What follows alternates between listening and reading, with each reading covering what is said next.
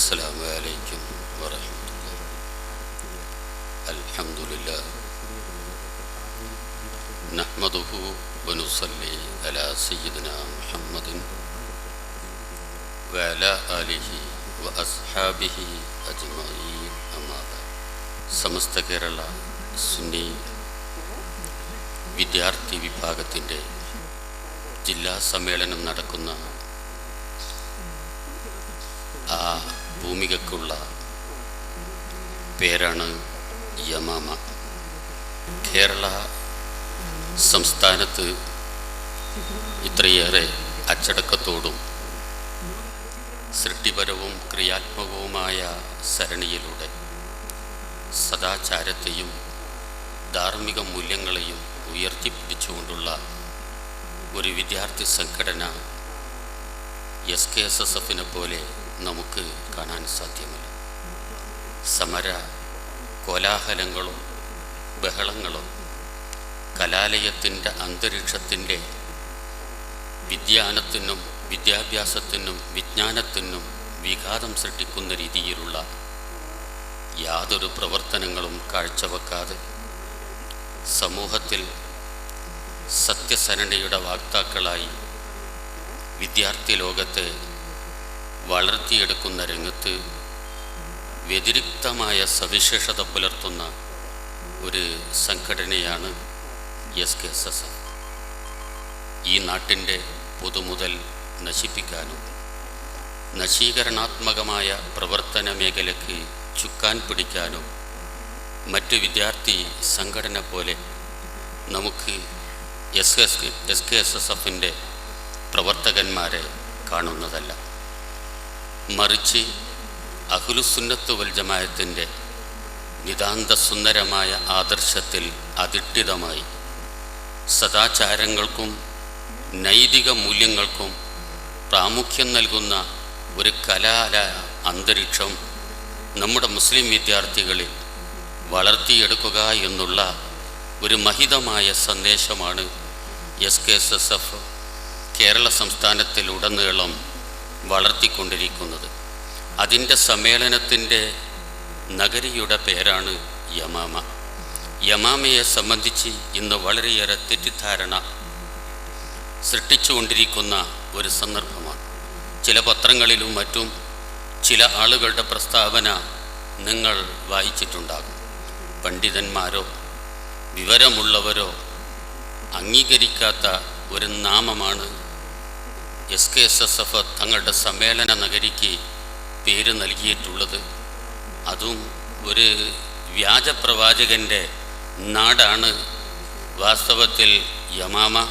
ആ യമാമ എന്നുള്ള പേരാണ് സമ്മേളന നഗരിക്ക് നൽകിയിരിക്കുന്നത്. ഇത് തന്നെ വിവരക്കേടിൻ്റെയും വിഡ്ഢിത്വത്തിൻ്റെയും ഒരു ലക്ഷണമാക്കിക്കൊണ്ടുള്ളൊരു ചിത്രീകരണം നമുക്ക് ചില പത്രങ്ങളിൽ നിന്നല്ല ചില കേന്ദ്രങ്ങളിൽ നിന്ന് വന്ന വിമർശനങ്ങളും പ്രസ്താവനകളും നിങ്ങളുടെ ഓർമ്മയിൽ ഉണ്ടായിരിക്കും. മുസ്ലിം സമുദായം ഇന്ന് അതിജീവനത്തിൻ്റെ ചെറുത്തുനിൽപ്പിൻ്റെ ഒരു കാലഘട്ടത്തിലാണ് നിലകൊള്ളുന്നത്. വാസ്തവത്തിൽ ഏറ്റവും വലിയ ഒരു വെല്ലുവിളി സൃഷ്ടിച്ച ഒരു മഹാസംഭവമായിരുന്നു ഇസ്ലാമിക ചരിത്രത്തിൽ യമാമ എന്നുള്ളത്. എന്തുകൊണ്ടെന്നാൽ ക്രിസ്താബ്ദം 632 ജൂൺ 8 പ്രവാചകൻ്റെ വിയോഗം. ആ വിയോഗത്തിന് സാക്ഷ്യം വഹിക്കുന്ന സന്ദർഭത്തിൽ പ്രവാചകനെ കവറടക്കുന്നതിന് മുമ്പാണ് തൻ്റെ പിൻഗാമിയായി സിദ്ദീഖുൽ അക്ബർ റളിയല്ലാഹു അൻഹു ഇസ്ലാമിക സ്റ്റേറ്റിൻ്റെ രാഷ്ട്രത്തിൻ്റെ അധിപനായിക്കൊണ്ട് തെരഞ്ഞെടുക്കുന്നത്. ഈ സന്ദർഭത്തിൽ നാനാഭാഗത്തുമുള്ള ശത്രുക്കളുടെ ആലോചന ഇസ്ലാമിനെ തകർക്കാൻ ഇപ്പോൾ പ്രവാചകനില്ല, പ്രവാചകൻ്റെ അസാന്നിധ്യമാണ്, എന്തുകൊണ്ടും നമുക്ക് ഒറ്റയടിക്ക് ഇസ്ലാമിനെ തകർക്കാനുള്ള ഒരസുലഭാവസരമാണ് എന്നുള്ളത് പേർഷ്യയുടെയും റോമിൻ്റെയും എല്ലാം തന്നെ കണക്കുകൂട്ടലായിരുന്നു. എല്ലാ കാലഘട്ടങ്ങളിലും ഈ കണക്കുകൂട്ടൽ ലോകത്ത് നടക്കുന്നതാണ്. ഇന്ന് യൂറോപ്പിൽ ഇസ്ലാമിനെ സംബന്ധിച്ചിടത്തോളം ഏറ്റവും വലിയ ഏറ്റവും ശക്തമായ വിമർശനങ്ങളും വെല്ലുവിളിയും നടത്തുന്നത് ഒരു ഭാഗത്ത് ജൂതന്മാരാണ്, മറുഭാഗത്ത് കാദിയാനികളുമാണ്. കാദിയാനികളുടെയും ജൂതന്മാരുടെയും വെല്ലുവിളിയാണ് ഇന്ന് മിക്കവാറും യൂറോപ്പിലെ ഇസ്ലാമിൻ്റെ മുന്നേറ്റത്തിന് തടസ്സം സൃഷ്ടിക്കാൻ ഉള്ള ഏറ്റവും വലിയ പ്രവർത്തനമായിട്ട് നമുക്ക് കാണാൻ കഴിയുന്നത്. ഒന്നുകിൽ ജൂതന്മാർ, അവർ വളർച്ചയില്ല. നേരെ മറിച്ച് മുസ്ലിങ്ങൾ അങ്ങനെയല്ല, അവർ യൂറോപ്പിൽ ഇന്ന് വളർന്നുകൊണ്ടിരിക്കുകയാണ്. അവരുടെ വളർച്ച വാസ്തവത്തിൽ മറ്റുള്ളവരെ പലപ്പോഴും തന്നെ പ്രകോപിതരാക്കുന്നുണ്ട് എന്നുള്ളത് ഏറ്റവും വലിയ ഒരു സത്യവും കൂടിയാണ്. ജൂതന്മാർക്ക് അവരുടെ അജണ്ടയിൽ മതപ്രചരണമുണ്ടെങ്കിലും മതപരിവർത്തനമില്ല. അതുകൊണ്ട് മറ്റാരും ജൂതമതത്തിലേക്ക് ചേരുന്നില്ല. നേരെ മറിച്ച് ഇസ്ലാമിൻ്റെ പ്രചരണം വളരെ ശക്തിയായിക്കൊണ്ടെന്ന് യൂറോപ്പിൽ മുന്നേറുന്നു. ഈ മുന്നേറ്റത്തെ തടുത്തു വെക്കാനുള്ള പല ശ്രമങ്ങളും പല സന്ദർഭങ്ങളിലും നടക്കുന്നുണ്ട്. അതിലൊന്നാണ് ഇപ്പോൾ ഡെൻമാർക്കിൽ നടന്നുകൊണ്ടിരിക്കുന്ന എജിറ്റേഷൻ, അതുപോലെ തന്നെ ഫ്രാൻസിൽ നടന്നുകൊണ്ടിരിക്കുന്ന ശിരോവസ്ത്രം, ഫർദ, ഇതിനെ ചുറ്റിപ്പറ്റിക്കൊണ്ടുള്ള ഈ പ്രശ്നങ്ങളെല്ലാം തന്നെ. ഡെൻമാർക്കിലും സ്വീഡനിലും സ്വീഡൻ്റെ തലസ്ഥാനമായ സ്റ്റോക്ക്ഹോമിലുമെല്ലാം തന്നെ ഇസ്ലാമിൻ്റെ മുന്നേറ്റം ചരിത്രകാരന്മാരുടെയും നിരീക്ഷകന്മാരുടെയും വിലയിരുത്തലിന് അതീതമായിക്കൊണ്ടാണ് നിലകൊള്ളുന്നത്. എന്തുകൊണ്ടെന്നാൽ ഫ്രഞ്ചിൽ തന്നെ ഇന്ന് 5 മില്യണോളം മുസ്ലിങ്ങളുണ്ട്. 1 മില്യൺ 10 ലക്ഷം, 5 മില്യൺ മുസ്ലിങ്ങളാണ് വാസ്തവത്തിൽ ഫ്രാൻസിലുള്ളത്. അതേ സന്ദർഭത്തിൽ യൂറോപ്പിലൊട്ടാകെ ഏതാണ്ട് 23 മില്യൺ മുസ്ലിങ്ങൾ. ഇത് തന്നെ ഒരു കാലത്ത് സ്പെയിനിൽ നിന്നും 1492 ആണ്ടിൽ അവരെ മുഴുവനും ആട്ടിയോടിച്ചു. നാട്ടിൻ്റെ നാനാഭാഗത്തുമെത്തി. യൂറോപ്പിൻ്റെ തെക്കൻ ഭാഗമാകുന്ന സ്പെയിനിൽ നിന്നും 1492 ആണ്ടിൽ മുസ്ലിമീങ്ങളെ അടിച്ചങ്ങ് ഒടിപ്പിച്ചപ്പോൾ തുർക്കിയിലും ആഫ്രിക്കയിലും അവിടെയും ഇവിടെയുമെല്ലാം ചിന്നിച്ചിതറിപ്പോയി. ഈ ചിന്നിച്ചിതറിയവരാണ് രണ്ടാമത് ഇതിനെയെല്ലാം ചെറുത്തുകൊണ്ട് ഈമാനിക കരുത്തോടുകൂടി ഇപ്പോൾ മുന്നോട്ട് വന്ന് വാസ്തവത്തിൽ അവരുടെ ഇസ്ലാമികമായ പ്രചരണം നടന്നുകൊണ്ടിരിക്കുന്നത്. ഈ പ്രചരണത്തിന് തടസ്സം സൃഷ്ടിക്കുകയാണ് ജൂതന്മാർ ഓരോ ഇടത്തും നടത്തുന്നത്. ഇപ്പോൾ ഡെൻമാർക്കിലുള്ള പ്രവാചകൻ്റെ കാർട്ടൂണും, മുമ്പ് ഇതുപോലെ തന്നെ യൂറോപ്പിൽ ഖുർആനിനൊരു പരിഭാഷ ഇറങ്ങിയിരുന്നു, കാർട്ടൂൺ പരിഭാഷ. വാസ്തവത്തിൽ അത് ഖുർആനിനെ അവഹേളിക്കുന്നതായിരുന്നു. ഒരു തരം പരിഭാഷ എന്ന് പറഞ്ഞാൽ അതിൻ്റെ ആശയങ്ങൾ ഇംഗ്ലീഷ് ഭാഷയിലോ അതല്ലെങ്കിൽ യൂറോപ്പിലെ മറ്റ് ഭാഷകളിലോ വിവർത്തനം ചെയ്തുകൊണ്ടല്ല, ഓരോ ആയത്തും കാണിച്ചു കൊണ്ടിട്ട് അതിനോരോ കാർട്ടൂൺ വരക്കുക. ഇതൊരു അവഹേളനാരൂപത്തിലാണ്. ഈ അവഹേളന മുസ്ലിമീങ്ങളുടെ മുന്നേറ്റത്തിൻ്റെ ഫലമായിക്കൊണ്ട് ആ കാർട്ടൂൺ ട്രാൻസ്ലേഷന് വെളിച്ചം കാണാൻ കഴിഞ്ഞില്ല. ഇപ്പോൾ ഇടയ്ക്കിടെ പലതരത്തിലും മുന്നോട്ട് വന്നുകൊണ്ടിരിക്കുന്നു. ഇതിനെല്ലാം പിറകിലുള്ളത് കാദിയാനികളാണ്. പ്രവാചകൻ്റെ അന്ത്യപ്രവാചകത്വത്തിൽ വിശ്വസിക്കാതിരിക്കുന്ന അഹമ്മദികളാണ് അതിൻ്റെ എല്ലാം തന്നെ പിന്നിൽ ജൂതന്മാർക്കും ഇസ്ലാമിക വിരുദ്ധ ലോബിക്കും നേതൃത്വം കൊടുത്തുകൊണ്ടിരിക്കുന്നത്. ഇവരുടെ വെല്ലുവിളിയാണെന്ന് നിലകൊള്ളുന്നത്. ഈ വെല്ലുവിളിയുടെ ഒരു കേന്ദ്രം തന്നെയായിരുന്നു യമാമയും. എന്തുകൊണ്ടെന്നാൽ സിദ്ദീഖുൽ അക്ബർ റളിയല്ലാഹു അൻഹു ഇസ്ലാമിക റിപ്പബ്ലിക്കിൻ്റെ കടിഞ്ഞാണേറ്റെടുത്തു, ഭരണാധികാരിയായി. ഈ സന്ദർഭത്തിൽ ചിലരെല്ലാം കണക്കുകൂട്ടി, ഇപ്പോൾ മുസ്ലിങ്ങൾ ദുർബലരാണ്, ശക്തനായ ഒരു നേതാവില്ല. മുഹമ്മദ് നബിയാണെങ്കിൽ ദിവംഗതനായി പോയി. ഇനിയുള്ളത് അബൂബക്കർ സിദ്ദീഖാണ്. അബൂബക്കർ സിദ്ദീഖ് എന്ന് പറഞ്ഞാലോ കാന റഖീഖൽ ഖൽബ്. അദ്ദേഹത്തെ പറ്റി ഹസ്രത്ത് ആയിഷ ബിബി റളിയല്ലാഹു അൻഹ തൻ്റെ പിതാവിനെ വിലയിരുത്തിയത് എങ്ങനെയാണ്? കാന റഖീഖൽ ഖൽബ് ഇദാ ഖാമ ഫീ മഖാമിക ലം യസ്മഇൻ നാസു മിനൽ ബുകാ. എൻ്റെ വന്യനായ പിതാവ് ലോലഹൃദയനാണ്, മൃദുലഹൃദയനാണ്. എന്തെങ്കിലും ഒരു പ്രശ്നമുണ്ടാകുമ്പോഴേക്കും വാപ്പ കരഞ്ഞു പോകും. പ്രവാചക, നിങ്ങൾ നിന്ന സ്ഥലത്തെങ്ങാനും എൻ്റെ വാപ്പ നിന്ന് നിസ്കരിക്കുകയാണെങ്കിൽ വാപ്പായുടെ പിറകിൽ നിൽക്കുന്നവർക്ക് വാപ്പായുടെ കരച്ചിലിൻ്റെ ശക്തി കൊണ്ട് ഓത്തു തന്നെ കേൾക്കാൻ കഴിയില്ല, നന്നായിട്ട് ഓതാൻ കഴിയില്ല. അത്രയും ലോലഹൃദയനാണ്. ഈ ലോലഹൃദയനായ ഒരാളെ വേഗം തന്നെ വശത്താക്കാമെന്നും തങ്ങളുടെ അഭീഷ്ടം നേടിയെടുക്കാൻ കഴിയുമെന്നായിരുന്നു ശത്രുക്കളുടെ കണക്കുകൂട്ടൽ. ഈ കണക്കുകൂട്ടലിൻ്റെ പിറകിൽ അന്നത്തെ റോമും പേർഷ്യയുമെല്ലാം ഉണ്ടായിരുന്നു. പേർഷ്യയും റോമുമെല്ലാം തന്നെ പ്രവാചകൻ്റെ മുന്നേറ്റത്തിൻ്റെ മുമ്പിൽ, നബിയുടെ സഹാബത്തിൻ്റെ മുന്നേറ്റത്തിൻ്റെ മുമ്പിൽ ഒന്നും കാണിക്കാൻ കഴിയാതെ, ഒന്നും ചെയ്യാൻ കഴിയാതെ നിസ്സംഗതരായി നിൽക്കുകയായിരുന്നു. ഇപ്പോൾ പ്രവാചകൻ്റെ വഫാത്താണുള്ളത്. ഇനി മുസ്ലിം സമുദായത്തിൽ നവമുസ്ലിമീങ്ങൾ, ഇസ്ലാമിലേക്ക് വരുന്ന നവമുസ്ലിമീങ്ങളെയും ഇസ്ലാമിക വേഷധാരികളായ കപട വിശ്വാസികളെയും എല്ലാം തന്നെ തെറ്റിദ്ധരിപ്പിച്ചുകൊണ്ടിട്ട് ഇസ്ലാമിനെതിരായിക്കൊണ്ട് അണിനിരത്താൻ കഴിയുമെന്ന് ഈ വൻശക്തികൾ ആലോചിക്കുന്നുണ്ട്. ഇവരുടെ എല്ലാവരുടെയും പ്ലാൻ ആയിരുന്നു വാസ്തവത്തിൽ പലതരത്തിലുള്ള പ്രയാസങ്ങളും പ്രശ്നങ്ങളും സിദ്ദീഖുൽ അക്ബർ റളിയല്ലാഹുവിൻ്റെ ഭരണത്തിൽ ഉണ്ടാക്കി തീർത്തത്. അതിൽ പ്രധാനമായി 2 കാര്യങ്ങളാണ്. ഒന്ന്, നബി സല്ലല്ലാഹു അലൈഹി വസല്ലമയുടെ കാലത്ത് കൊടുത്ത സക്കാത്ത് ഞങ്ങൾ കൊടുക്കില്ല. ഇസ്ലാമിക സമ്പദ്ഘടനയെ താങ്ങി നിൽക്കുന്ന ഏറ്റവും മഹിതമായ ഒരു പ്രായോഗികമായ സന്ദേശമാണല്ലോ സക്കാത്ത്. ഇനി ഞങ്ങൾ സക്കാത്ത് കൊടുക്കുകയില്ല. സക്കാത്ത് നബിയുടെ കാലത്തേക്ക് മാത്രം ബാധകമാണ്. മുഹമ്മദ് നബി മരണപ്പെട്ടുപോയി. ഈ ഒരു വിചാരം, ഈ ഒരു ചിന്ത ഗോത്രവർഗക്കാരുടെ മനസ്സിലെല്ലാം തന്നെ വാസ്തവത്തിൽ ഇസ്ലാമിക വിരുദ്ധ ലോബി നീരോട്ടമുണ്ടാക്കുകയുണ്ടായി. ഇതിൻ്റെ ഫലമായി കൊണ്ടിട്ട് ചിലർ പറഞ്ഞു ഞങ്ങൾ സക്കാത്ത് നൽകില്ല. സിദ്ദീഖുൽ അക്ബർ റളിയല്ലാഹു അൻഹു ഈ സന്ദർഭത്തിലെല്ലാം ചിന്തിച്ചത് ഇതെല്ലാം തന്നെ മുളയിൽ നുള്ളിക്കളയണം. ഈ മുന്നേറ്റത്തെ അങ്ങനെ വെച്ചാൽ പറ്റുകയില്ല. ഇവിടെ സമാധാനം എന്നല്ല ചിന്തിക്കേണ്ടത്. ഇത്തരം പ്രശ്നങ്ങളെല്ലാം തന്നെ നാട്ടിൽ അരാജകത്വം ഉണ്ടാക്കും. പ്രശ്നങ്ങൾക്ക് മീത പ്രശ്നങ്ങൾ ഉണ്ടാക്കും. ഒരു സൈനിക നടപടി സ്വീകരിക്കാനായിരുന്നു സിദ്ദീഖുൽ അക്ബർ റളിയല്ലാഹു അൻഹു മുന്നോട്ട് വന്നത്. പക്ഷേ ഉമർ ഫാറൂഖിന് അതിനോട് അത്ര അഭിപ്രായമുണ്ടായിരുന്നില്ല. കാരണം ഉമർ ഫാറൂഖ് ആയിരുന്നു സിദ്ദീഖുൽ അക്ബറിൻ്റെ കാലത്ത് നീതിന്യായ വകുപ്പ് കൈകാര്യം ചെയ്തിരുന്നത്. ധനകാര്യ വകുപ്പും ബഹുമാനപ്പെട്ട ഉമർ ഫാറൂഖിന് തന്നെയായിരുന്നു. പിന്നീട് ഉമർ ഫാറൂഖ് ഭരണാധികാരിയായപ്പോൾ എക്സിക്യൂട്ടീവിൽ നിന്ന് ജുഡീഷ്യറിയെ മാറ്റി. ജുഡീഷ്യറിയെ ഒരു സ്വതന്ത്ര ബോഡിയാക്കിക്കൊണ്ടാണ് ബഹുമാനപ്പെട്ട ഉമർ ഫാറൂഖ് റളിയല്ലാഹു അൻഹു ഏറ്റവും സുന്ദരമായ ഒരു പരിഷ്കരണം തൻ്റെ ഭരണകാലത്ത് അദ്ദേഹം കാഴ്ചവെച്ചത്. എന്നാൽ സിദ്ദീഖുൽ അക്ബറിൻ്റെ കാലത്ത് ജുഡീഷ്യറിയിൽ തന്നെയായിരുന്നു, എക്സിക്യൂട്ടീവിൽ അതായത് മജ്ലിസ് ഷൂറായിൽ തന്നെയായിരുന്നു വാസ്തവത്തിൽ നീതി വ്യവസ്ഥകളെല്ലാം തന്നെ, അദാലത്ത്, കോടതി, ഇതെല്ലാം തന്നെ. ബഹുമാനപ്പെട്ട ഉമർ ഫാറൂഖ് റളിയല്ലാഹു അൻഹു സിദ്ദീഖുൽ അക്ബറിനോട് പറഞ്ഞു, ഇപ്പോൾ സൈനിക നടപടി ശരിയല്ല, അവർ മുസ്ലിങ്ങൾ തന്നെയല്ലേ, അങ്ങനെയാണ് വിമർശിക്കുന്നതെങ്കിൽ കൂടി നമ്മൾ അവരെ സൈനിക നടപടി മുഖേന അടിച്ചമർത്തുക എന്ന് പറഞ്ഞാൽ അത് ശരിയല്ലല്ലോ എന്ന്. പക്ഷേ സിദ്ദീഖുൽ അക്ബർ അത് അംഗീകരിച്ചു കൊടുത്തില്ല. സിദ്ദീഖുൽ അക്ബർ പറഞ്ഞു, അവർ നമസ്കാരത്തെ നിഷേധിച്ചാൽ ഇസ്ലാമിൽ അതിൻ്റെ സ്ഥാനം എന്താണ്? അതുപോലെ തന്നെയല്ലേ സക്കാത്തിനെ നിഷേധിച്ചാലും സക്കാത്തിൻ്റെയും നമസ്കാരത്തിൻ്റെയും ഇടയിൽ എങ്ങനെയാണ് നമുക്ക് വിവേചനം ഉണ്ടാക്കാൻ കഴിയുക?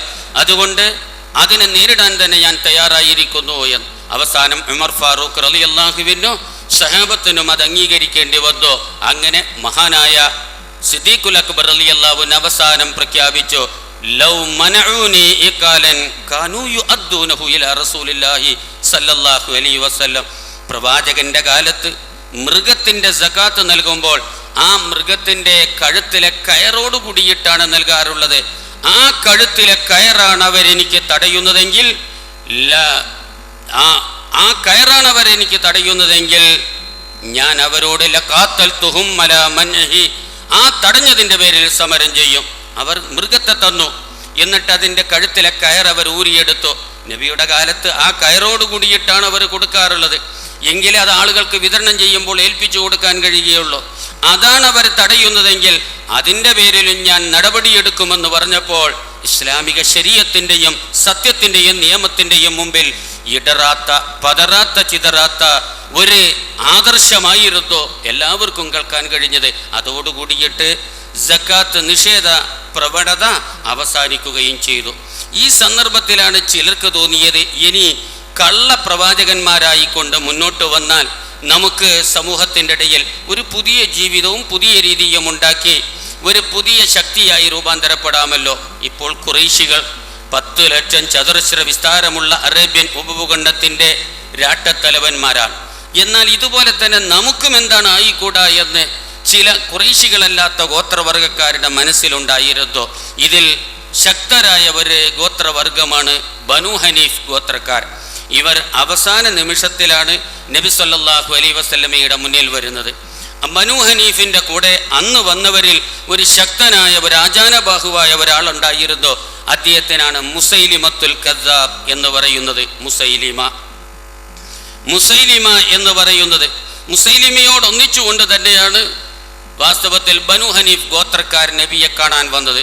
നബി സല്ലല്ലാഹു അലൈഹി വസല്ലമയെ അവർ കണ്ടു, സംസാരിച്ചു, അവർ ഇസ്ലാം മതം സ്വീകരിച്ചു, അവർ പിരിഞ്ഞുപോയി. പക്ഷേ മുസൈലിമ അപ്പോഴും നബിയോടൊരു അഭിപ്രായം പ്രകടിപ്പിച്ചോ, നമുക്ക് നുബുവത്തിൽ ഒരു പാർട്ണർഷിപ്പ് തുടങ്ങിക്കൂടെ എന്ന്. അതായത് പകുതി നബി ഞാനും പകുതി നിങ്ങളും, പകുതിയും പകുതിയുമായിക്കൂടെ എന്ന്. വാസ്തവത്തിൽ നബി അത് കേട്ടപ്പോൾ അത്ഭുതപ്പെട്ടു പോയി. ഇവിടെ നിങ്ങൾ ഓതിയില്ലേ, വലാകിൻ റസൂലല്ലാഹി വഖാതമിൻ നബിയ്യീൻ, എങ്കിലും അള്ളാഹുവിൻ്റെ പ്രവാചകൻ ആരുടെയും പിതാവൊന്നുമല്ല, അദ്ദേഹം അവസാനത്തെ പ്രവാചകനാണ്, അള്ളാഹുവിൻ്റെ ദൂതനാണ്, അന്ത്യപ്രവാചകനാണ് എന്നുള്ള ആയത്ത് ഇസ്ലാമിൻ്റെ മൗലികമാണ്. ഇതിൽ വെള്ളം ചേർക്കുക എന്ന് പറഞ്ഞാൽ നുബുവത്തിൽ ഷിർക്കാണത്. ഡോക്ടർ ഇക്ബാൽ ഈ ഉലൂഹിയത്തിലുള്ള ഷിർക്ക്, നുബുവത്തിലുള്ള ഷിർക്ക് രണ്ടും വേർതിരിക്കുന്നുണ്ട്. ഉലൂഹിയത്തിലുള്ള ഷിർക്ക് പോലെ തന്നെ ഇസ്ലാമിനെ തകർത്ത് കളയുന്നതാണ് നുബുവത്തിലുള്ള ഈ ഷിർക്കോ. കാരണം പ്രവാചകൻ അന്ത്യപ്രവാചകനാണ്. ഈ അന്ത്യപ്രവാചകനായ നബിക്ക് ശേഷം ഇനി ഒരിക്കലും നബിയില്ല. ആരെങ്കിലും നബിയായി വരുന്നുവെങ്കിൽ അദ്ദേഹം നുബുവത്തിൽ ഷിർക്ക് വെക്കുന്നവനാണ്. ഇത് മുസ്ലിം സമുദായത്തിൻ്റെ തകർച്ചയ്ക്ക് കാരണമാണ്, അധപ്പതനത്തിൻ്റെ കാരണമായിട്ട് ഡോക്ടർ ഇക്ബാൽ കുറേ കാര്യങ്ങൾ എണ്ണിയിട്ടുണ്ട്. അതിലൊരു കാര്യം ഇതായിരുന്നു. ഈ ഒരു ചിന്ത തന്നെയാണ് മുസൈലിമത്തിനും അന്നുണ്ടായത്. നബി സല്ലല്ലാഹു അലൈഹി വസല്ലമ നേരത്തെ ദീർഘദർശനം നടത്തി, ഞാൻ അന്ത്യപ്രവാചകനാണ്, എൻ്റെ സമുദായത്തിൽ 30ഓളം വരുന്ന കള്ളപ്രവാചകന്മാർ ഇവിടെ ഉണ്ടാകുമെന്ന് നബി പറഞ്ഞതുപോലെ തന്നെ നബിയുടെ ജീവിതകാലത്ത് 2 കള്ളപ്രവാചകന്മാരുണ്ടായി. ഒന്ന് ഈ മുസൈലിമ, രണ്ടാമത്തേത് അസ്വദുൽ അൻസി എന്ന് പറയുന്ന ഈ യമൻകാരനായ ഒരാളും. ഇത് രണ്ടും നബിയുടെ കാലത്ത് തന്നെയാണ് ഉണ്ടായത്. ആ മുസൈലിമത്തുൽ കസാബ് വാസ്തവത്തിൽ നബി അത് വിമർശിച്ചു. അദ്ദേഹം മെല്ലെ ഒന്നും പറയാതെ ഇവരുടെ കൂടെ നാട്ടിലേക്ക് അങ്ങ് തിരിച്ചു. പക്ഷേ നാട്ടിൽ അവർ തിരിച്ചിട്ടോ ജനങ്ങൾക്കിടയിൽ ഇങ്ങനെ പറഞ്ഞു വരുത്തി, ഖുറൈശികൾക്കാണ് ആധിപത്യം, ഖുറൈശികളാണ് അധികാരികൾ, നമ്മൾ റബിയത്ത് ഗോത്രക്കാരാണ്. ഒരുതരം വംശീയ ചിന്താഗതി ഉണ്ടാക്കി. റബിയത്ത് ഗോത്രക്കാരായ നമ്മൾ ഹാഷിമ്യങ്ങളെ അല്ലെങ്കിൽ ഖുറൈശികളെ നാം എന്തിന് അംഗീകരിക്കണം, അതുകൊണ്ട് എൻ്റെ പ്രവാചകത്തെ നിങ്ങൾ അംഗീകരിക്കണം എന്നൊക്കെ പറഞ്ഞുകൊണ്ട് ജനങ്ങൾക്കിടയിൽ ഇടയ്ക്കിടെ അദ്ദേഹം സംസാരിക്കുക മാത്രമല്ല, എനിക്ക് വഹിയ് വരുന്നുണ്ട് എന്നും അദ്ദേഹം പറഞ്ഞു. എന്ന് മാത്രമല്ല, അദ്ദേഹത്തിന് ഇറങ്ങിയ ചില വഹിയുകൾ ചരിത്രത്തിൽ നിന്ന് നമുക്ക് വായിക്കാൻ കഴിയുന്നുണ്ട്. ഇന്ന അത്തൈനാക്കൽ കൗസറിന് സമാന്തരമായി കൊണ്ട് അദ്ദേഹത്തിന് ഇറങ്ങിയ വഹിയാണെന്ന് അദ്ദേഹം പറയുന്നത് എങ്ങനെയാണ്? ഇന്ന അത്തൈനാക്കൽ ജവാഹിർ ഫസല്ലി ലിറബ്ബിക വഹാജിർ ഇന്ന മുബ്ഗിലക റജുലുൻ ഫാജിർ. ഇതെല്ലാം തന്നെ ഒരുതരം അക്ഷരങ്ങളാണ്, അക്ഷരപ്രാസമാണ്. ഇന്ന അത്തൈനാക്കൽ കൗസറിനുള്ള ഒരു വലിയ പ്രത്യേകത എന്താണ്? മീമ് എന്ന ഹിജായിയായ 28 അക്ഷരങ്ങളിൽപ്പെട്ട മീമ് അതിൽ സ്പർശിച്ചിട്ടില്ല. മീമില്ലാത്ത സൂറയാണ് ഇന്ന അത്തൈനാക്കൽ കൗസർ. പക്ഷേ ഇതാണെങ്കിലോ ഇന്ന മുബ്ഗിലക റജുലുൻ ഫാജിർ, അവിടെ മീമുണ്ട്. വാസ്തവത്തിൽ ഇങ്ങനെ അക്ഷരങ്ങൾ എടുത്തു വെച്ച് ഇങ്ങനെ ഓരോന്ന് പാടും, ഓരോന്ന് ചൊല്ലും. ഈ വിവരം കുറഞ്ഞ ഗോത്രവർഗക്കാരെ എല്ലാം തന്നെ ഇങ്ങനെ വശംവദനാക്കുന്ന ഒരു രീതിയായിരുന്നു മുസൈലിമ സ്വീകരിച്ചത്. ഇത് നബിക്ക് സല്ലല്ലാഹു അലൈഹി വസല്ലമിന് വിവരം കിട്ടി. പ്രവാചകൻ നുസൈബിയുടെ മകൻ ഹബീബ് എന്ന് പറയുന്ന ചുറുചുറുക്കുള്ള ചെറുപ്പക്കാരൻ്റെ കയ്യിൽ ഒരു എഴുത്തും കൊടുത്തുകൊണ്ടിട്ട് അതാ മുസൈലിമയുടെ സന്നിധിയിലേക്ക് പറഞ്ഞയച്ചു. നേരത്തെ മുസൈലിമ നബിക്കൊരു കത്ത് എഴുതിയിരുന്നു. ആ കത്തിലുണ്ടായിരുന്നത്, മുഹമ്മദെ, നീയും പ്രവാചകൻ, ഞാനും പ്രവാചകൻ, നാട് പാതിയും പാതിയായിട്ട് നമുക്കെടുക്കാം. പകുതി നാട്ടിൻ്റെ പ്രവാചകൻ ഞാൻ, പാതി നാട്ടിൻ്റെ പ്രവാചകൻ ഞാൻ, നിങ്ങൾ എന്ന തോതിലാണ് നബി അതിൻ്റെ നീ പ്രവാചകനല്ല, മുസൈലിമത്തുൽ കദ്ദാബ് കള്ളനാണെന്ന് പറഞ്ഞുകൊണ്ടാണ് നബി അതിന് മറുപടി നൽകിയത്. ഇതിനിടയിൽ ഇങ്ങനെ ഗോത്രവർഗക്കാർക്കിടയിൽ പ്രചരണം നടത്തുന്നു എന്ന് കണ്ടപ്പോൾ നുസൈബിയുടെ മകൻ ഹബീബിനെ പറഞ്ഞയച്ചു. ഹബീബിൻ്റെ കയ്യിൽ ഒരു എഴുത്തും കൊടുത്തയച്ചു. ആ എഴുത്ത് മുസൈലിമ വായിച്ചു. അങ്ങനെ മുസൈലിമ വായിച്ചതിൻ്റെ ശേഷം മുസൈലിമ ഹബീബിനോട് ചോദിച്ചു, അത്തഷ്ഹദു അന്ന മുഹമ്മദൻ റസൂലുള്ളാഹ്, നീ സാക്ഷ്യം വഹിക്കുന്നുവോ ഹബീബെ മുഹമ്മദ് അള്ളാഹുവിൻ്റെ പ്രവാചകനാണത്? ഹബീബ് പറഞ്ഞു, ഖാല നഅം. താരിഖ് തിബ്രിയിൽ കാണുന്നു, ഖാല നഅം, അതെ ഞാൻ സാക്ഷ്യം വഹിക്കുന്നു എന്ന്. നബി അള്ളാഹുവിൻ്റെ പ്രവാചകനാണെന്ന് ഞാൻ സാക്ഷ്യം വഹിക്കുന്നു എന്ന്. മുസൈലിമ എന്ന് പറയുന്ന ഈ വ്യാജാൻ പിന്നെയും ചോദിച്ചു, അത്തഷ്ഹദു അന്നീ റസൂലുള്ളാഹ്, ഞാൻ അള്ളാഹുവിൻ്റെ ദൂതനാണെന്ന് നീ സാക്ഷ്യം വഹിക്കുന്നില്ലേ? അപ്പോൾ ഹബീബ് എന്ന് പറയുന്ന ചെറുപ്പക്കാരൻ, ചുറുചുറുക്കുള്ള യുവാവ് പറഞ്ഞു, അന അസുമ്മു വല അസ്മഉ, ഞാൻ ബധിരനാണ്, അതൊന്നും ഞാൻ കേൾക്കുന്നില്ല, എൻ്റെ ചെവിടിലേക്ക് കേൾക്കുന്നില്ല. എന്താ നീ പറയുന്നത്? അപ്പോഴിതേയും ചോദിക്കുന്നു, ഞാൻ പ്രവാചകനാണെന്ന് നീ സാക്ഷ്യം വഹിക്കുന്നില്ലേ? അപ്പോഴും പറയുന്നു, എനിക്ക് ചെവിട് കേൾക്കുന്നില്ല, ഞാൻ ബധിരനാണ്, ചെവിട് പൊട്ടനാണ്. അതേ സമയത്ത് മുസൈലിമ ചോദിക്കോ, മുഹമ്മദ് അള്ളാഹുവിൻ്റെ പ്രവാചകനാണെന്ന് നീ അംഗീകരിക്കുന്നുണ്ടോ? അപ്പോൾ പറയും, അതെ, ഞാൻ മുഹമ്മദ് അള്ളാഹുവിൻ്റെ പ്രവാചകൻ തന്നെയാ, ഞാൻ അള്ളാഹുവിൻ്റെ പ്രവാചകനല്ലേ? അപ്പോൾ ഹബീബ് പറയോ, എനിക്ക് ചെവിട് കേൾക്കുന്നില്ല, ഞാൻ ബധിരനാണ് എന്ന്. ഇത് പല പ്രാവശ്യം പറഞ്ഞപ്പോൾ ഉടനെ തന്നെ ഈ മുസൈലിമ ഹബീബിനെ ഉടനെ തന്നെ കൈകാലുകൾ മുറിക്കാൻ വേണ്ടിയിട്ട് ഉത്തരവിടുന്നു. ഹബീബ് ഞാൻ പ്രവാചകനാണെന്ന് സാക്ഷ്യം വഹിച്ചാൽ ആ ശിക്ഷയിൽ നിന്നും ഒഴിവാക്കണമെന്നോ തൻ്റെ അനുകൂലികളോടും അനുയായികളോടും പറയുന്നു. അവസാനം ഹബീബിനെ മുസൈലിമയുടെ ആളുകൾ കൊണ്ടുപോയി. എന്നിട്ട് അദ്ദേഹത്തിൻ്റെ ഓരോ അംഗങ്ങളും മുറിച്ചു. ഒരംഗം മുറിക്കുമ്പോൾ ചോദിക്കും, മുസൈലിമ പ്രവാചകനാണോ? അല്ല, എനിക്ക് ചെവിട് കേൾക്കില്ല. മറ്റേ അംഗം മുറിക്കുമ്പോൾ ചോദിക്കും, മുസൈലിമ പ്രവാചകനാണോ? ഞാൻ ബധിരനാണ്, ഞാൻ അംഗീകരിക്കുകയില്ല, ഞാനത് കേൾക്കുന്നില്ല. അവസാനം ഓരോ അംഗങ്ങളും മുറിച്ചു. ഹബീബ് വമാത്ത ഷഹീദ, രക്തസാക്ഷിയായിക്കൊണ്ട് അദ്ദേഹം മൃതിയടയുകയുണ്ടായി. ഈ വാർത്ത അദ്ദേഹത്തിൻ്റെ ഉമ്മ കേട്ടു. ഉമ്മ അറിഞ്ഞപ്പോൾ വളരെയേറെ വേദനിച്ചു പോയി. ഇങ്ങനെയുള്ള പ്രവർത്തനം നടത്തിക്കൊണ്ടിരിക്കുന്നു. ഈ പ്രവർത്തനത്തിനിടയിൽ എന്ത് ചെയ്തു എന്നല്ലേ, വഖദ് വലഅൻ ഖൗമിഹി സ്വലാത്ത, മുസൈലിമ പറഞ്ഞു, എനിക്ക് നമസ്കാരം നിർബന്ധമില്ല, എൻ്റെ അനുയായികൾക്ക് ഞാൻ നമസ്കാരം വിട്ടു തന്നിരിക്കുന്നു. വഅഹല്ല ലഹുമുൽ ഖംറ, അവർക്ക് മദ്യം അനുവദിച്ചു കൊടുത്തു. വസ്സിന, വ്യഭിചാരവും അനുവദിച്ചു കൊടുത്തു. തർഗീബൻ ലഹും ഫീ അത്ബാഇഹി, തൻ്റെ അനുയായികളിൽ കൂടുതൽ പ്രോത്സാഹനമുണ്ടാക്കാൻ വേണ്ടി വ്യഭിചാരം അനുവദിച്ചു കൊടുത്തു, മദ്യപാനം ഒഴിവാക്കി അനുവദിച്ചു കൊടുത്തു, നമസ്കാരം അവരെ തൊട്ട് ഒഴിവാക്കി കൊടുക്കുകയും ചെയ്തു. പിന്നെ ഇസ്ലാമിൽ പുണ്ടുപുടുത്തമില്ലാത്തവരും ഹിദായത്തില്ലാത്തവരും എല്ലാം തന്നെ അതിലേക്ക് അങ്ങ് കൂട്ടം കൂട്ടമായിട്ട് വരാൻ തുടങ്ങി.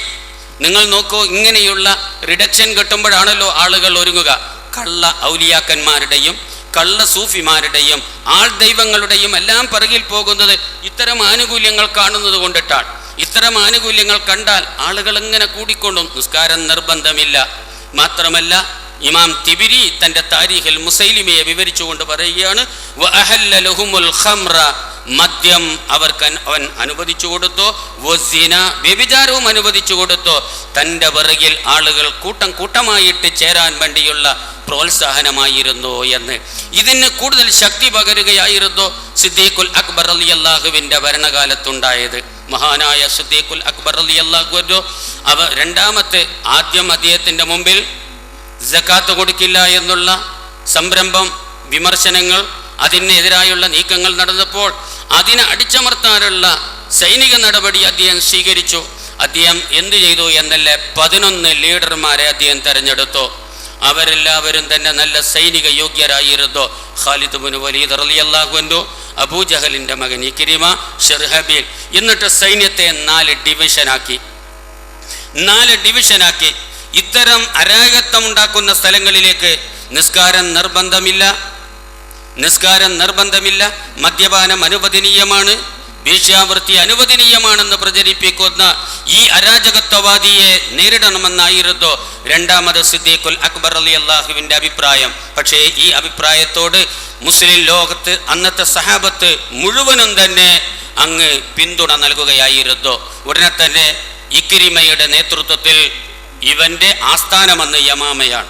യമാമയിലേക്ക് അവത് ഗോത്രവർഗക്കാരുടെ ഒരു വലിയ സ്ഥലമാണ്. ധാരാളം ആളുകളുണ്ട്, ബനു ഹനീഫ് ഗോത്രക്കാർ. അവർ മത്തിക്കണക്കിനാണ്. വാസ്തവത്തിൽ അവരുടെ നേരേക്ക് അതാ പറഞ്ഞയക്കുന്നു. ഈ സന്ദർഭത്തിൽ റോമിൻ്റെയും പെർഷ്യയുടെയും സഹായമെല്ലാം അവർക്ക് വരുന്നു. ഇഷ്ടം പോലെ ആയുധങ്ങളും അവരുടെ കയ്യിലേക്ക് എത്തിച്ചേരുന്നു. ഈ സന്ദർഭത്തിലാണ് സിദ്ദീഖുൽ അക്ബർ റളിയല്ലാഹു അൻഹു ഇക്രിമയെ നേതാവാക്കിയും കൊണ്ടിട്ട് അദ്ദേഹത്തിൻ്റെ പിറകിൽ ഒരു സൈന്യത്തെ പറഞ്ഞയക്കുന്നത്. പിന്നെയാണ് ഇവരുടെ ശക്തി സിദ്ദീഖുൽ അക്ബർ മനസ്സിലാക്കുന്നത്.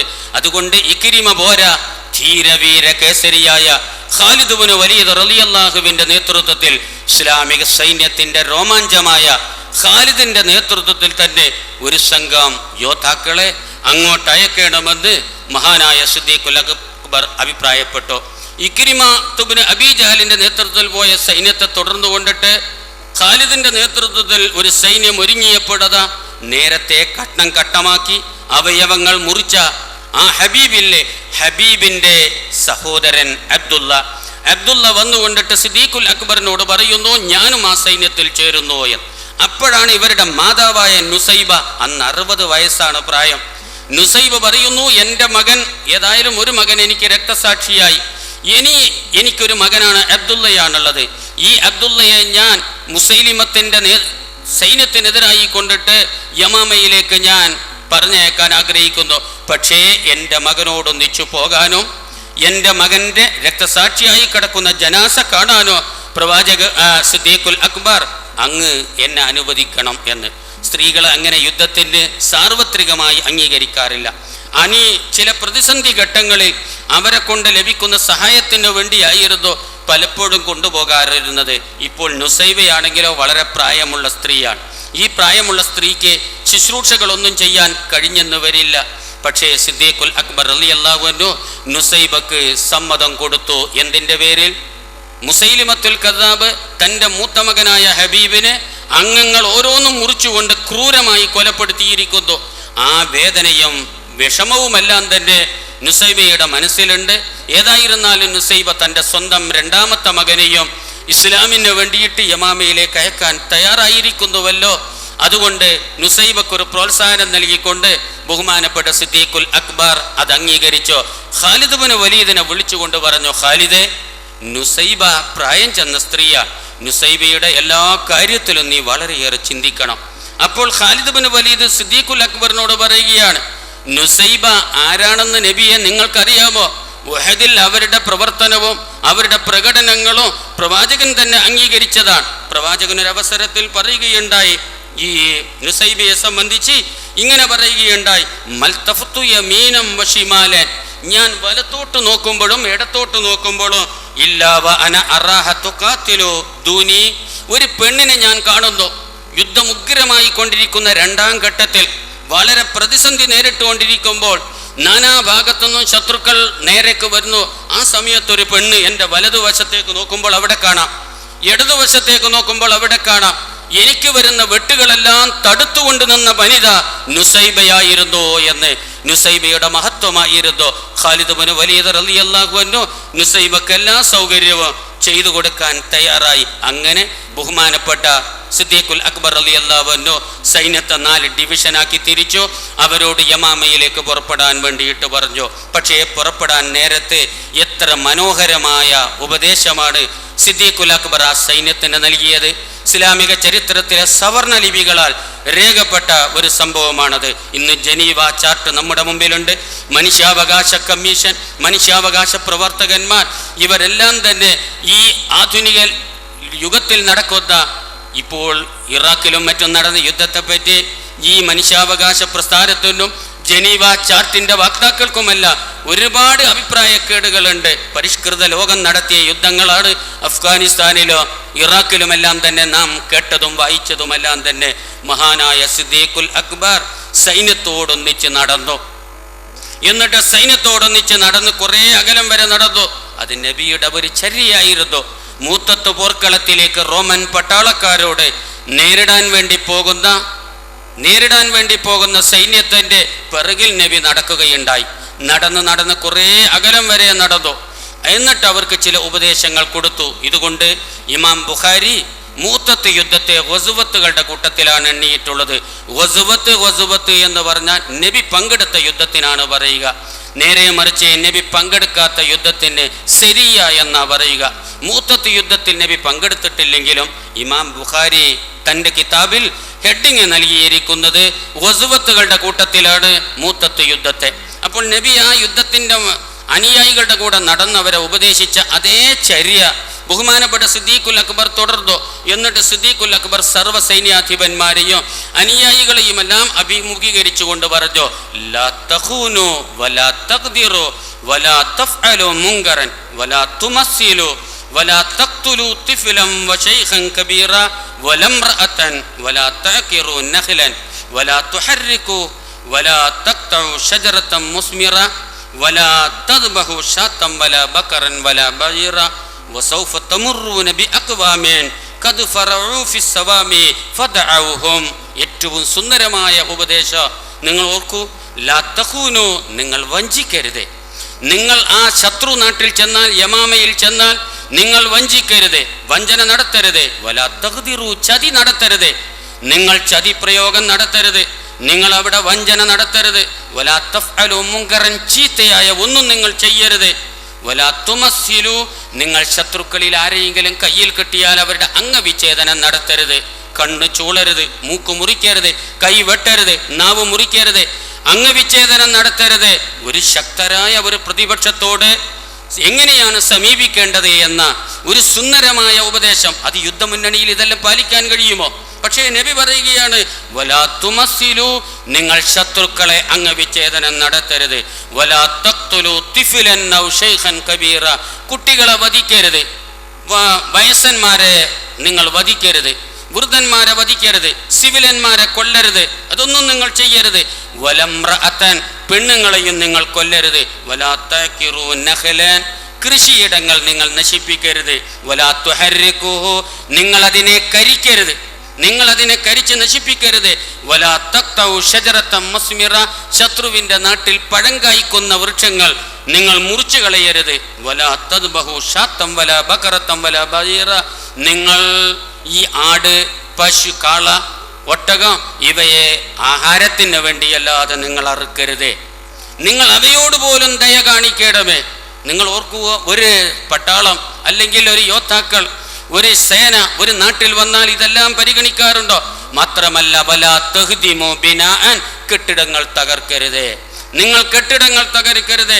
വസൗഫ തമുറൂന ബിഅഖ്വാമി, നിങ്ങൾ ഒരു സമൂഹത്തിന്റെ അരികത്തോടെയാണ് സഞ്ചരിക്കുന്നതെങ്കിൽ ഖദ് ഫറഉ ഫിസ്സവാമി, അവർ അവരുടെ ആരാധനാലയത്തിലും ആശ്രമത്തിലും ആരാധന ചെയ്തുകൊണ്ടിരിക്കുന്ന ഭക്തന്മാരായിരിക്കാം. ആ ഭക്തന്മാരെ നിങ്ങൾ വെറുതെ വിട്ടേക്കണം. അവരുടെ പുരോഹിതന്മാരെ ഒന്നും ചെയ്യരുത്, അവരുടെ സന്യാസിമാരെ ഒന്നും ചെയ്യരുത്, ദേവാലയം നിങ്ങൾ ഒന്നും ചെയ്യരുത്.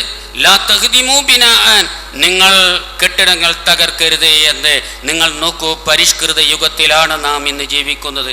ഈ ഉപദേശം വാസ്തവത്തിൽ ആധുനിക ലോകത്തിന്റെ മുമ്പിൽ നമ്മുടെ സൈന്യങ്ങളിൽ ഇന്ന് കാണുന്നുണ്ടോ എന്നും. പക്ഷേ ഏഴാം നൂറ്റാണ്ടിൽ നബിയുടെ അനുചരന്മാർ യുദ്ധമുഖത്തേക്ക് പോകുമ്പോൾ അവർ സ്വീകരിച്ചിരിക്കുന്നതാണ്. പക്ഷേ എന്നിരുന്നാലും ഇസ്ലാമിനെയും മുസ്ലിമീങ്ങളെയുമാണ് ഭീകരരായി കൊണ്ടിവിടെ ചിത്രീകരിക്കാൻ ചിലർക്ക് ഇവിടെ താല്പര്യം. യുദ്ധമുന്നണിയിലേക്ക് പോകുന്നവർ നീതിയോടും അതുപോലെ തന്നെ പ്രതിപക്ഷ മനോഭാവത്തോടുകൂടി സമീപിക്കണമെന്നായിരുന്നു പ്രവാചകന്റെ നിർദ്ദേശം. മാത്രമല്ല സഹാബത്തും അത് തന്നെയാണ് നടപ്പാക്കിയത്. സിദ്ദീഖുൽ അക്ബർ റളിയല്ലാഹുവിന്റെ ഉപദേശം വാസ്തവത്തിൽ നിങ്ങൾ കേട്ടില്ലേ? ഈ സന്ദർഭത്തിൽ തന്നെ സിദ്ദീഖുൽ അക്ബർ എന്ത് ചെയ്തു എന്നല്ലേ, ഒരു നീണ്ട പ്രസ്താവനയുണ്ടാക്കി. എന്നിട്ട് ആ പ്രസ്താവന യമാമ നാട്ടുകാർക്ക് അയച്ചു കൊടുത്തു. ഇതാ എൻ്റെ സൈന്യം വരുന്നുണ്ട്, എൻ്റെ സൈന്യം നിങ്ങളിലേക്ക് സമീപിക്കുന്നുണ്ട്, നിങ്ങൾ സത്യത്തിൻ്റെ സാക്ഷികളായി തീരണം, നിങ്ങൾ ഒരിക്കലും പിശാചിനെ അനുകരിക്കരുത്, പിശാചിനെ അനുസരിക്കരുത്, നിങ്ങൾ നാട്ടിൽ അരാജകത്വം ഉണ്ടാക്കരുത്, അസമാധാനമുണ്ടാക്കരുത്, നിങ്ങൾ കുഴപ്പമുണ്ടാക്കരുത്. അവർ നിങ്ങളുടെ മുന്നിലേക്ക് വന്നാൽ നിങ്ങളെ സത്യത്തിലേക്കും ധർമ്മത്തിലേക്കും ഇസ്ലാമിൻ്റെ നീതിയിലേക്കും ക്ഷണിക്കുക. ആ ക്ഷണത്തിന് നിങ്ങൾ ആയുധത്തിൻ്റെ ഭാഷയിലാണ് മറുപടി നൽകുന്നതെങ്കിൽ അവർ ഒരിക്കലും ക്ഷമ കൈക്കൊള്ളുകയില്ല, അവരതിനെ പ്രതികരിക്കും ആയുധത്തിൻ്റെ ഭാഷയിൽ. ഇതാണ് ഇസ്ലാമിൻ്റെ യുദ്ധത്തിൻ്റെ എല്ലാ രംഗത്തും നമുക്ക് കാണാൻ കഴിയുന്നത്. ഒരു നാട്ടിലേക്ക് സൈനിക നടപടി എടുത്താൽ അവിടെ ചെന്നുകൊണ്ട് ബോംബിടലല്ല, അവിടെ ചെന്നുകൊണ്ടിട്ട് സ്ഫോടന പരമ്പര സൃഷ്ടിക്കലല്ല, ബോംബിട്ട് കൊണ്ടിട്ട് പാലം തകർക്കലല്ല, കെട്ടിടം തകർക്കലല്ല, അവിടുത്തെ പട്ടണം തകർക്കലല്ല, സിവിലിയന്മാരെ കൊല്ലലല്ല ഇസ്ലാമിൻ്റെ ചെയ്തി. പ്രവാചകൻ പഠിപ്പിച്ചത്, സഹാബത്ത് നടപ്പാക്കിയത്. അവർ പല രാട്ടങ്ങളിലേക്കും സൈനിക നടപടി സ്വീകരിച്ചിട്ടുണ്ടായിരുന്നു. അവിടെയെല്ലാം അവർ ചെന്നുകൊണ്ട് അവർ ആദ്യം ഉപദേശിക്കും, സത്യത്തിലേക്ക് ക്ഷണിക്കും. അതവർ അംഗീകരിച്ചു കൊണ്ടിട്ട് ആ നാട്ടുകാരുമായി കൊണ്ട് സന്ധി സംഭാഷണത്തിന് തയ്യാറാകും. സന്ധിയിൽ ഞങ്ങളും നിങ്ങളും അങ്ങോട്ടും എതിർക്കണ്ട, നിങ്ങൾ ഇങ്ങോട്ടും എതിർക്കണ്ട, നമുക്ക് ഇനി സമാധാനത്തിൽ ജീവിക്കാം.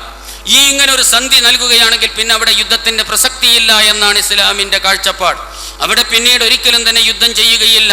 വാസ്തവത്തിൽ സമാധാനമാണ് ഇസ്ലാം കാക്ഷിക്കുന്നത്, ഒരിക്കലും തന്നെ സംഘട്ടനമല്ല, സംഘർഷമല്ല, സമാധാനമാണ്. ആ സമാധാനത്തിന് ഉപയുക്തമായ നിർദ്ദേശങ്ങളാണ് പ്രവാചകനും അനുയായികളും ഇവിടെ നടപ്പാക്കിയത്. സിദ്ദീഖുൽ അക്ബർ റളിയല്ലാഹു അൻഹു യമാമയിലേക്ക് പോകുന്ന സൈന്യത്തിന്റെ മുമ്പിൽ സമർപ്പിച്ചതും ഇത് തന്നെയായിരുന്നു.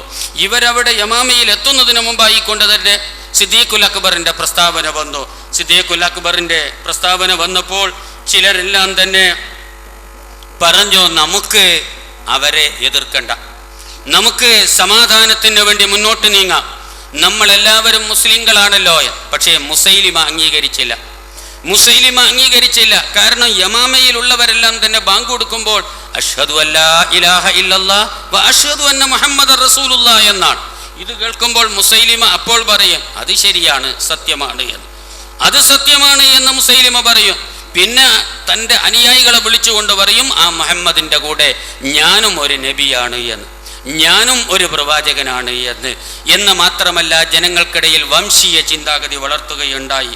ഉടനെ അതിൻ്റെ പേരിൽ ചിലർ പറഞ്ഞു, അഷ്ഹദു അന്ന മുസൈലിമ കദ്ദാബുൻ, മുസൈലിമ ഏതായാലും കള്ളൻ തന്നെയാണ്, വ അന്ന മുഹമ്മദൻ സാദിഖുൻ, നിശ്ചയമായും മുഹമ്മദ് നബി സത്യവാനായ പ്രവാചകനാണെന്ന് ഞങ്ങൾ സമ്മതിക്കുന്നുണ്ട്. പക്ഷേ ലാക്കിൻ കദ്ദാബു റബിയത്ത് ഗോത്രത്തിലെ കള്ളൻ അഹബ്ബു ഇലൈന മിൻ സാദിഖി മുളർ ഗോത്രത്തിലെ സത്യവാനേക്കാളെ ഞങ്ങൾക്ക് ഏറ്റവും അധികം ഇഷ്ടപ്പെട്ടവനാണ് എന്ന്.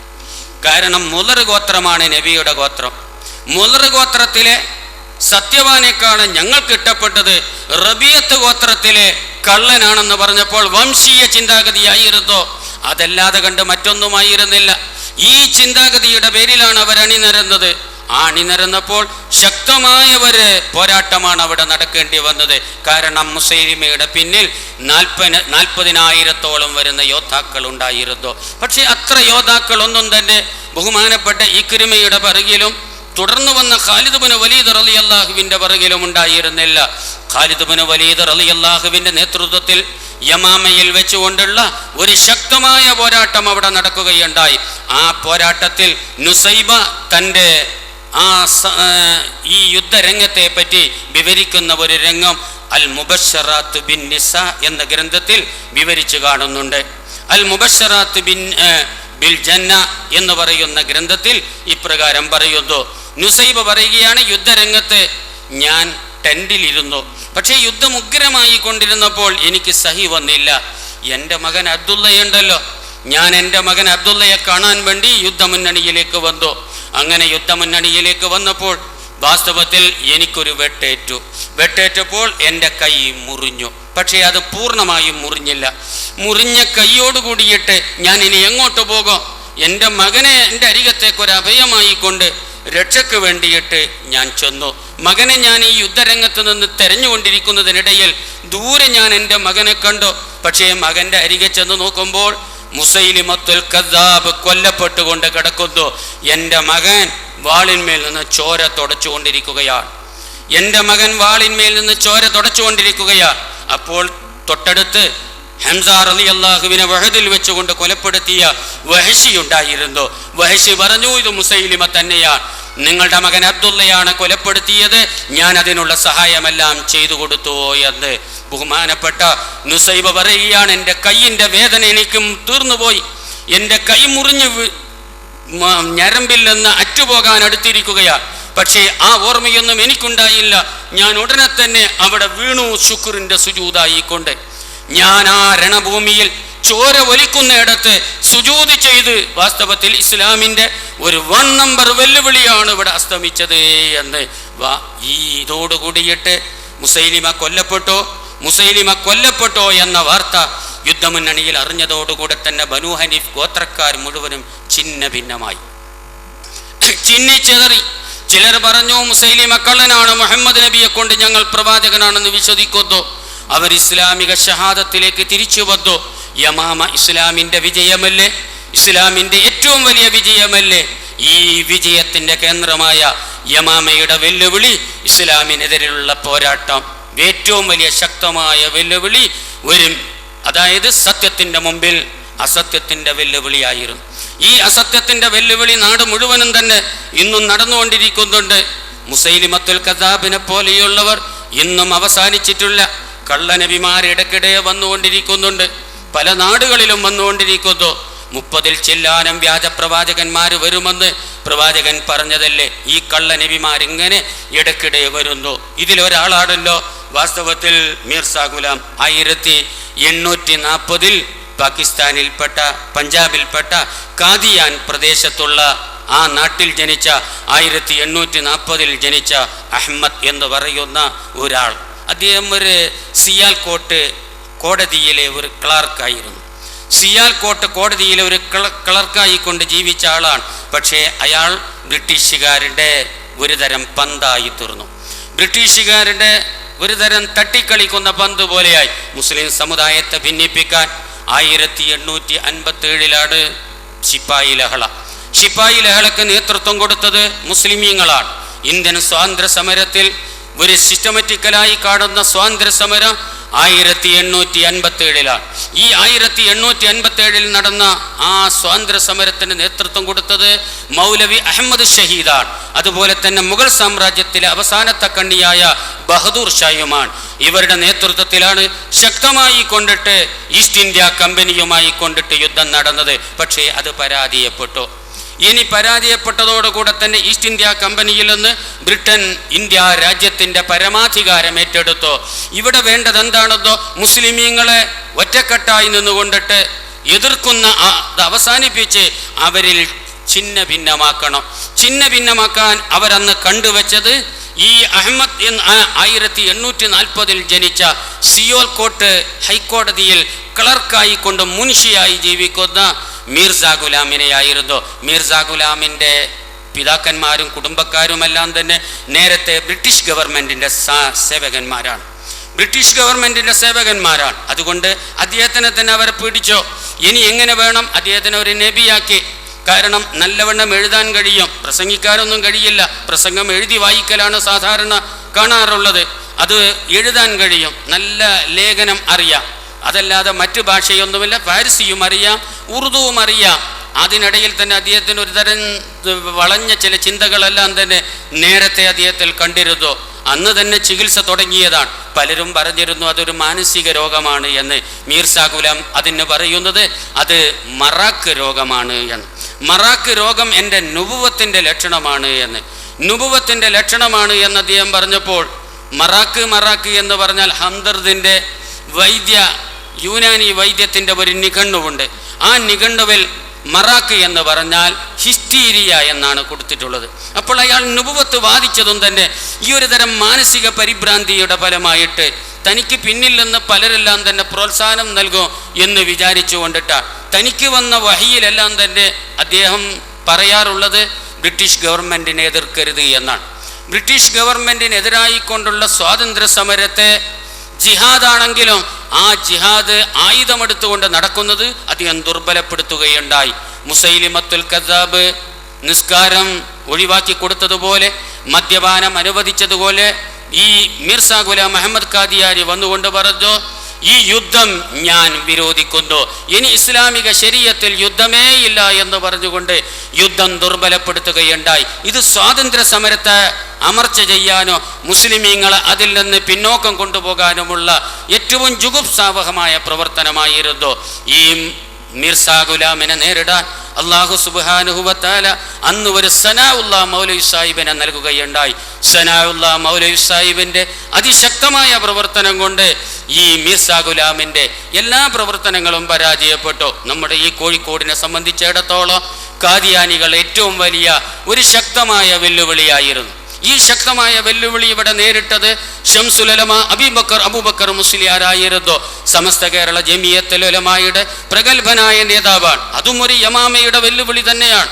വാസ്തവത്തിൽ അന്ന് ലോക മുസ്ലിങ്ങൾക്കാർക്കും തന്നെ ഖാദിയാനിസത്തെ സംബന്ധിച്ച് ഒരു പ്രഖ്യാപനം നടത്താൻ കഴിയാത്ത സന്ദർഭത്തിലാണ് അവർ കാഫിറുകളാണെന്ന് അദ്ദേഹം പ്രഖ്യാപിച്ചത്.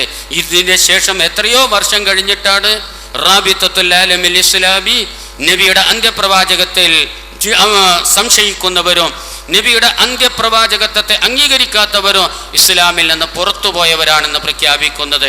പാകിസ്ഥാൻ സർക്കാർ അവരെ അമുസ്ലിം ന്യൂനപക്ഷമാണെന്ന് പ്രഖ്യാപിക്കുന്നതുമെല്ലാം ഇതിൻ്റെ വളരെ ശേഷമാണ്. ഞാനെല്ലാം വിദ്യാർത്ഥിയായി വാഴക്കാട് ദാറുൽ ഉലൂം അറബിക് കോളേജിൽ പഠിക്കുന്ന 60-ൽ കോഴിക്കോട് വെച്ചുകൊണ്ട് ശംസുൽ ഉലമയുടെ ഒരു പ്രസംഗമുണ്ടായിരുന്നു. നല്ല യൗവനം നിറഞ്ഞു നിൽക്കുന്ന സമയം. ഞങ്ങളെപ്പോലെയുള്ള കുട്ടികൾ അത് കേൾക്കാൻ വേണ്ടിയിട്ട് അന്ന് പോയിരുന്നു. അന്ന് വലിയ പോലീസ് ബന്ദോബസ്തോട് കൂടിയിട്ടാണ് ആ പ്രസംഗം നടന്നത്. എനിക്കിപ്പോഴും അത് ഓർമ്മ വരുന്നു. ഞാൻ ബേപ്പൂരിൽ നിന്ന്, അന്ന് എൻ്റെ നാട് ബേപ്പൂരാണ്, ഞാൻ ബേപ്പൂരിൽ നിന്ന് കോഴിക്കോട്ടേക്ക് നടന്നാണ് വന്നിരുന്നത്. ധാരാളം ആളുകൾ അന്ന് നടന്നു വന്നിരുന്നു. അന്നങ്ങനെ നടന്ന് ബസ് വളരെ അപൂർവമായിട്ട് ബേപ്പൂർ കോഴിക്കോടിൻ്റെ ഇടയിൽ ഓടാറുണ്ടായിരുന്നുള്ളൂ. ആ സമയത്ത് ശംസുൽ ഉലമ അന്ന് കോഴിക്കോട് കല്ലായിക്ക് മൂരിയാട് എന്ന് പറയുന്ന സ്ഥലത്ത് ഒരു മരക്കച്ചവടക്കാരൻ്റെ കമ്പനിയിലാണ് അന്ന് പ്രസംഗിക്കുന്നത്. അവിടെയാണ് പ്രസംഗത്തിനുള്ള സ്ഥലം കോഴിക്കോട് പട്ടണത്തിൽ അനുവദിച്ചത്. അത് തന്നെ കാദിയാനികളും അതല്ലാത്ത എതിരാളികളുമെല്ലാം തന്നെ ഇവിടെ അസമാധാനമുണ്ടാകും, കൊലപാതകം നടക്കും, ബഹളമുണ്ടാകും എന്നെല്ലാം പറഞ്ഞുകൊണ്ടുള്ള ഒരുപാട് പ്രചരണങ്ങൾ അവർ സംഘടിപ്പിച്ചു. അതുകൊണ്ട് പോലീസുകാർ അത് ശരിക്കും ശ്രദ്ധിക്കേണ്ടി വന്നു. അങ്ങനെ പോലീസ് സേനയുടെ സമക്ഷത്തിൽ അവരുടെ സാന്നിധ്യത്തിലാണ് ബഹുമാനപ്പെട്ട ശംസുൽ ഉലമ വളരെ ധീരമായി കൊണ്ട് അദ്ദേഹം അന്ന് പ്രസംഗിച്ചത്. ആ പ്രസംഗത്തിൽ അദ്ദേഹം ഏറ്റവും സുന്ദരമായി കൊണ്ട് അവതരിപ്പിച്ചത് ഇപ്പോഴും എൻ്റെ ഓർമ്മയിൽ വരുന്നു. മിർസാ ഗുലാം അഹമ്മദ് ഖാദിയാനിലുള്ള മുഹമ്മദി ബീഗം എന്ന് പറയുന്ന ഒരു പെണ്ണിനെ പ്രേമിച്ചിട്ടുണ്ടായിരുന്നു. അവൾക്ക് നൽകിയ പ്രേമലേഖനം, പ്രണയ ലവ് ലെറ്റർ. ഈ ലവ് ലെറ്റർ വാസ്തവത്തിൽ അദ്ദേഹത്തിൻ്റെ വഹിയായിക്കൊണ്ട് പ്രസിദ്ധീകരിച്ചിട്ടുണ്ട്. അദ്ദേഹത്തിൻ്റെ വഹിയായിക്കൊണ്ടത് അള്ളാഹുവിൽ നിന്ന് കിട്ടിയതാണ്. ആ പെണ്ണിനിങ്ങനെ കത്തെഴുതണമെന്ന് ഉള്ള നിർദ്ദേശം പടച്ചോൻ തന്നെ നൽകിയതായി എന്ന് പറഞ്ഞുകൊണ്ടിട്ടാണ് അദ്ദേഹം അത് പ്രസിദ്ധീകരിച്ചത്. ആ ലവ് ലെറ്റർ ബഹുമാനപ്പെട്ട ശംസുൽ ഉലമ അള്ളാഹു അദ്ദേഹത്തിൻ്റെ ഖബർ സ്വർഗപ്പുങ്കാവനമാക്കി കൊടുക്കുമാറാകട്ടെ. ആ മഹാനുഭാവൻ അതങ്ങ് വായിച്ചു. അത് ഇംഗ്ലീഷിലുമുണ്ട്, ഉറുദുവിലുമുണ്ട്. ഉറുദുവിലുള്ളതും ഇംഗ്ലീഷിലുള്ളതും അദ്ദേഹം രണ്ടും വായിച്ചു. ഇംഗ്ലീഷിലുള്ളത് വായിച്ചപ്പോൾ പോലീസ് അധികൃതന്മാരും മറ്റു നേതാക്കന്മാരുമെല്ലാം തന്നെ ഇദ്ദേഹം അർത്ഥം പറയുന്നതിന് മുമ്പ് തന്നെ അവർ പൊട്ടിച്ചിരിക്കുന്നുണ്ടായിരുന്നു. അവർക്കത് വേഗം മനസ്സിലായിരുന്നു. ഉറുദുവിലുള്ളതും അദ്ദേഹം വായിച്ചു. എന്നിട്ട് അദ്ദേഹം ചോദിച്ചു, ലോകത്തിലെ ഏതെങ്കിലും വന്നൊരു പ്രവാചകൻ ഒരു പെണ്ണിനെ പ്രേമിച്ചതായി, കാമുകിയായി സ്വീകരിച്ചതായി, എന്നിട്ട് ലവ് ലെറ്റർ അയച്ചതായി ചരിത്രത്തിൽ തെളിയിക്കാൻ കഴിയുമോ എന്ന് അദ്ദേഹം ഹാസ്യഭാവേനെ അദ്ദേഹം ചോദിച്ചു. ഇതാണ് മിർസാ ഗുലാം. ഇനി ഇദ്ദേഹത്തിനെ പറ്റി വല്ലതും പറയേണ്ടതുണ്ടോ എന്ന്. പക്ഷേ എൻ്റെ ചെറുപ്പകാലമാണ്, ഞാനതെൻ്റെ മനസ്സിൽ വെച്ചിരുന്നു. ഞാൻ ഹൈദരാബാദ് ജാമിയ നിസാമിയയിൽ പഠിക്കുമ്പോൾ അവിടുത്തെ ഒരു പ്രശസ്തമായ ലൈബ്രറിയാണ് ആസിഫിയ. ഈ ആസിഫിയ ലൈബ്രറിയിൽ പോയി വാസ്തവത്തിൽ പലരോടും ഞാൻ ചോദിച്ച അതൊന്ന് കിട്ടണം, അത് ഉറുദുവിലുള്ള അദ്ദേഹത്തിൻ്റെ കത്ത് അല്ലെങ്കിൽ ഇംഗ്ലീഷിലുള്ള ആ കത്ത് എനിക്കൊന്ന് ലഭിക്കണം. അവരവിടെയുണ്ട് ഇവിടെയുണ്ടെന്ന് പലരും പറയും. അങ്ങനെ ചിലർ പറഞ്ഞു അത് ലൈബ്രറിയിൽ ചെന്നാൽ ആ മിർസാ ഗുലാമിൻ്റെ എല്ലാ ഗ്രന്ഥങ്ങളും ആസിഫിയ ലൈബ്രറിയിലുണ്ട്, ലൈബ്രറിയിൽ നിന്ന് കിട്ടും. ഞാൻ അവിടെ ചെന്നു. ലൈബ്രറിയിൽ ചെന്ന് നോക്കിയപ്പോൾ ലൈബ്രറി 3 തട്ട് ഭൂമിൻ്റെ അടിയിലാണ്, 3 തട്ട് മേലെയാണ്. വളരെ ഉയർന്ന ഒരു ലൈബ്രറിയാണ്. നിസാം മഹാരാജാവിൻ്റെ വക. ഇപ്പോൾ അത് സ്റ്റേറ്റ് ലൈബ്രറിയും കൂടിയാണ്. അടിഭാഗത്താണ് ഇസ്ലാമിയാത്തിൻ്റെ ഇസ്ലാമിക് ഡിപ്പാർട്ട്മെൻറ്റ് നിലകൊള്ളുന്നത്. അതിൻ്റെ ഗ്രന്ഥങ്ങളെല്ലാം അടിഭാഗത്താണുള്ളത്.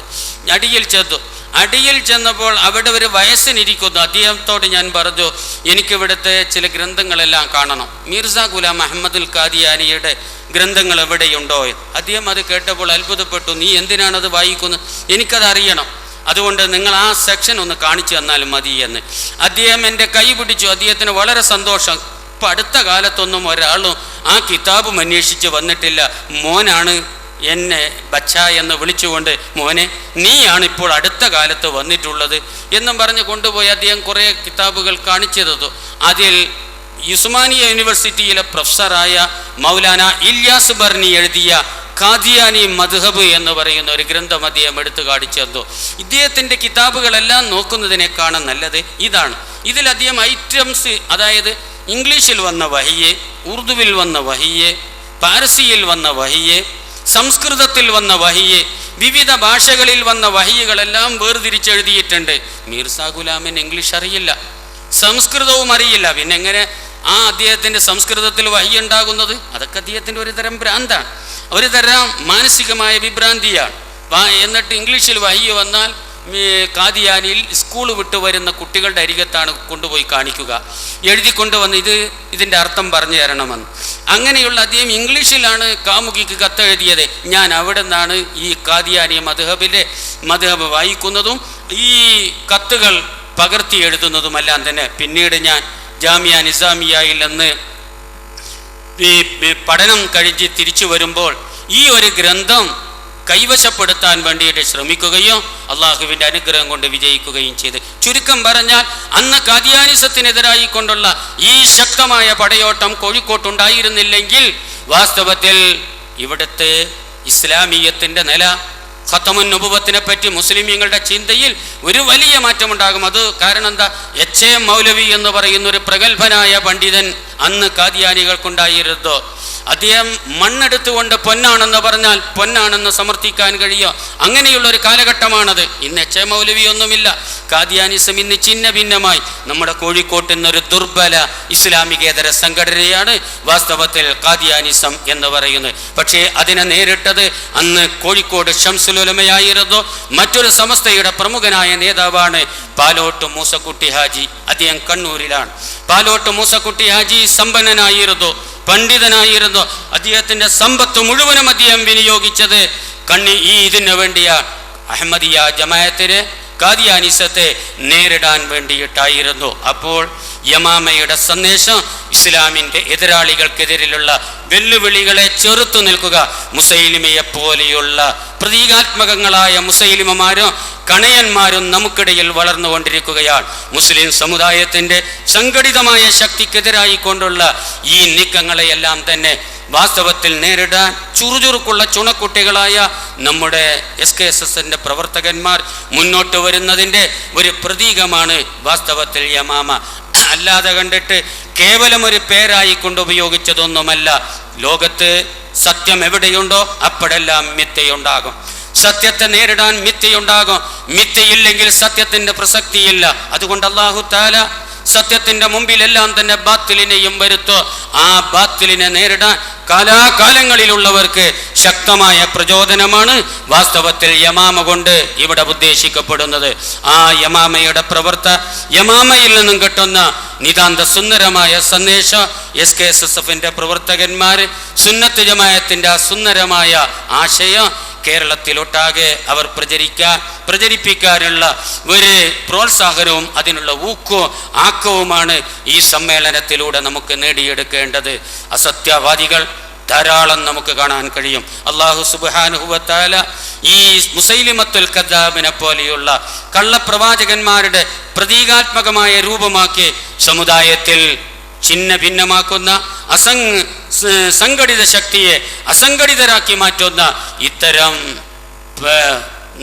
ബാത്തിലീങ്ങളെ, ഇത്തരം എതിരാളികളെ ആദർശപരമായി കൊണ്ട് നേരിട്ട് വിജയം വരിക്കാൻ SKSSന്റെ പ്രവർത്തകന്മാർക്ക് അല്ലാഹു തആല തൗഫീഖ് ചെയ്യുമാറാകട്ടെ എന്ന പ്രാർത്ഥനയോടുകൂടി ഞാൻ എൻ്റെ വിഷയം ഇവിടെ അവസാനിപ്പിക്കുകയാണ്. വമാ തൗഫീഖി ഇല്ലാ ബില്ലാഹ്.